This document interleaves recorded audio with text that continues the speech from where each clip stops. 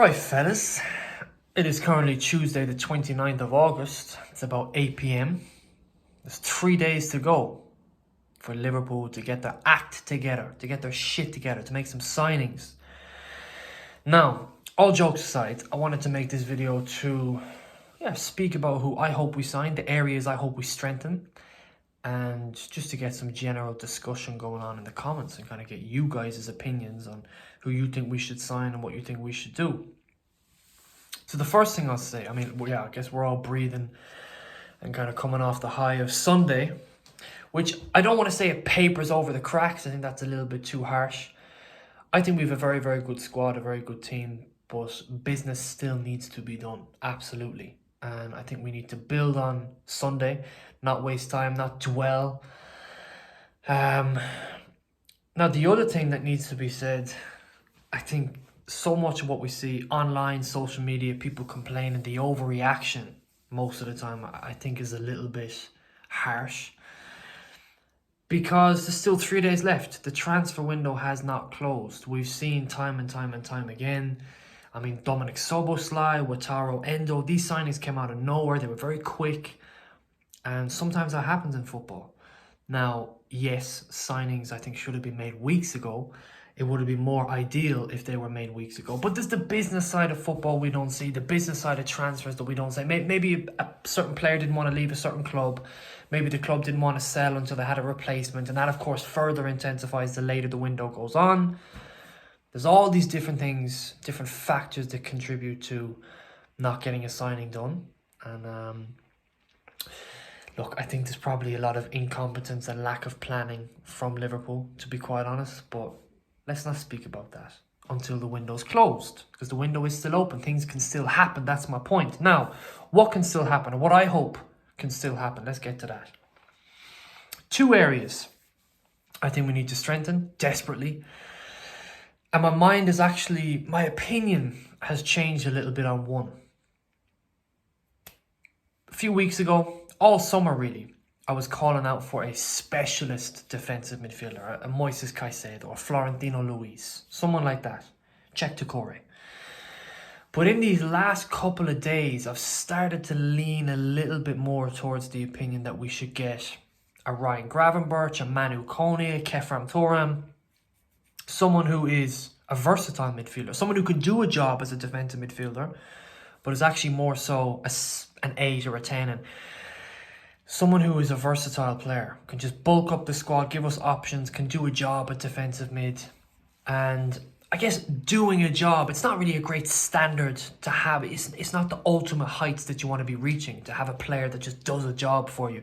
And really, I think that's what Wataru Endo does. But Wataru Endo is the guy that comes in, does a job, and then I think a lot of people are forgetting how good Stefan Bajcetic is. Now, at the end of the day, Stefan Bajcetic, I think, will be more of an 8, a box-to-box kind of midfielder. I don't think he's actually going to be a defensive midfield. But certainly he can play that position. He can do a great job there. Wataru Endo is the same. And then I think in January we go for Andre. In January, the signing, the whole transfer will be a lot more straightforward, a lot easier. And I'm not in the know. I don't have any sources. But I imagine maybe that's what Liverpool's plan is to keep hold of Endo and Bajcetic and bring in someone like Ryan Gravenberch or Manu Kone, someone like that who's versatile. And then the specialist, proper defensive midfielder, Andre, comes in January. We've seen before, Klopp wants who he wants. He waits for who he wants. If he doesn't get who he wants, he moves on. And I think you can't do that in this window because of how many people we've lost, because of how desperate we were for reinforcements before we lost half our fucking squad. But Klopp will be smart. Wataru Endo was smart. And then I think Andre comes in January. That's Liverpool's plan, I think. And if that happens, if Andre comes in January, I will be very happy with a signing like Ryan Gravenberch, Manu Kone, someone who's not a proper out-and-out defensive mid, but someone who can cover there if needed. At the end of the day, as well as the defensive mid role and position in the team, we also need to remember Curtis Jones. We don't know if he's gotten over his injury troubles. He's injured at the moment. Well, he's probably back in training now. I think Klopp said he was actually back in training yesterday. But we don't know if we can trust him yet. Thiago, I think we certainly can't trust him. The other thing is, Thiago's probably going to leave next summer.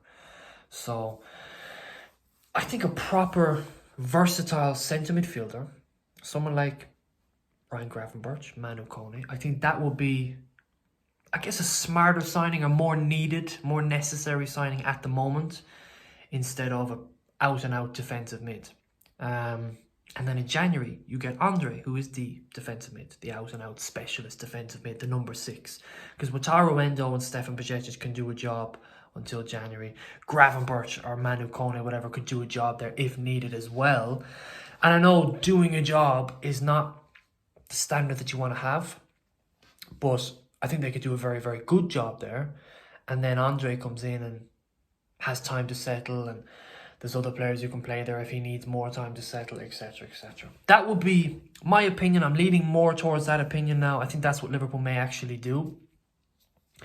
And I, for one, would be very happy if Liverpool brought in, let's just say, my ideal signing, the guy I really hope for would be maybe Manu Kone. Bring him in. He's versatile. He can cover defensive mid if needed. And then in January, we bring in Andre. I would be delighted if we did that. Very happy if we did that. And that's what I think Liverpool may do, is bring in a versatile centre mid now and Andre in January.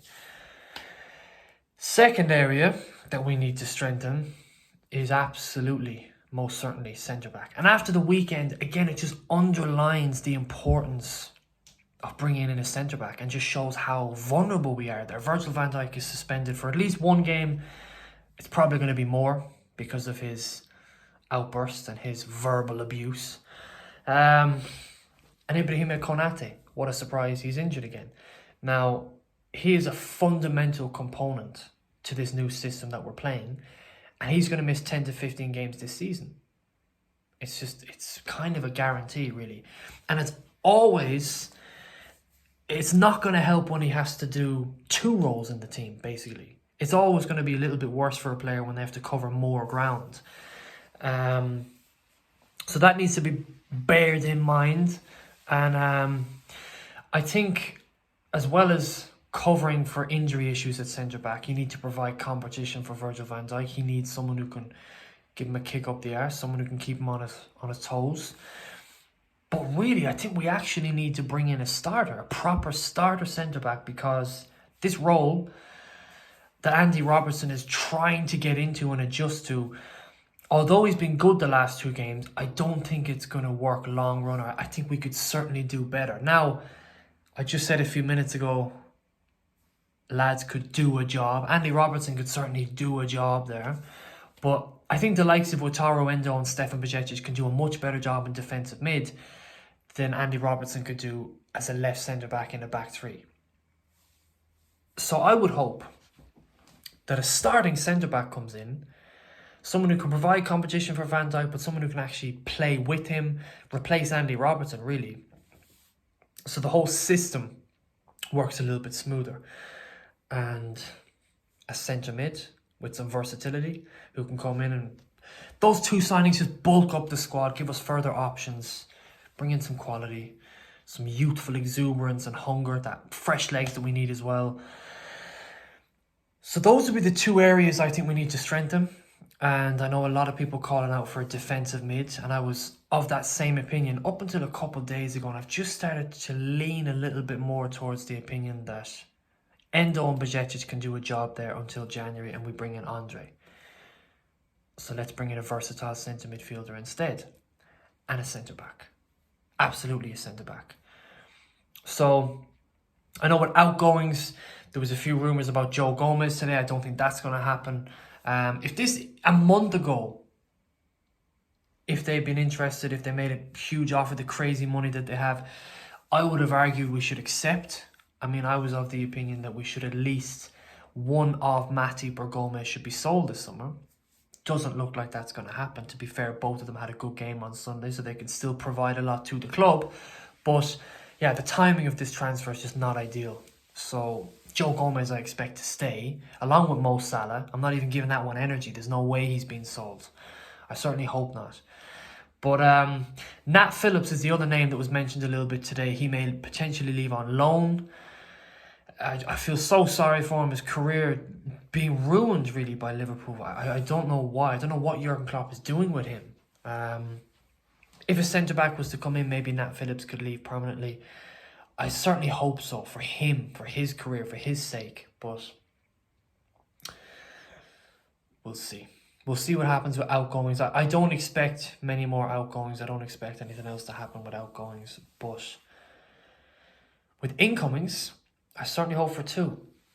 I certainly hope for two, at least. A centre-back who can actually start, who comes into the team, and then a versatile centre mid who just bulks up the squad a little bit and who can provide us options in midfield. That would be what I hope to happen.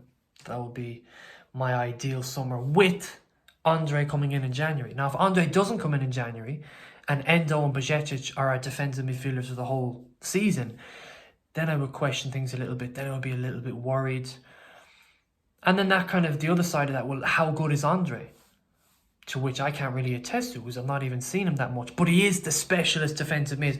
I actually watched a video on Fluminense and their manager and how they play only like a couple of days ago. And they play some very, very interesting football, an interesting tactic. And I think if he can do it there with the crazy style that they have, he'd probably be a pretty good player here. I think he was recommended to Liverpool as a Fabinho replacement a few seasons ago, and with work permits and visas. And that's what I was mentioning earlier in the video. The lack of signings and lack of business. There is things like this, the visas and work permits and the things that behind the scenes that we don't know that make things complicated. But anyway, going back to Andre. Yeah, I mean, I think if we can get him in January, get, let's say, Kone and a centre-back now in the next few days, or Thuram or Gravenberch or whatever, and a centre-back, and then Andre in January. That, for me, would be ideal. I would be very, very happy with that. I think people forget as well how good Szoboszlai and McAllister are, how good of signings they are. And you have youngsters like Ben Doak coming through, Connor Bradley whenever he's back from injury. And you've gotten rid of a lot of the shit that was in the team.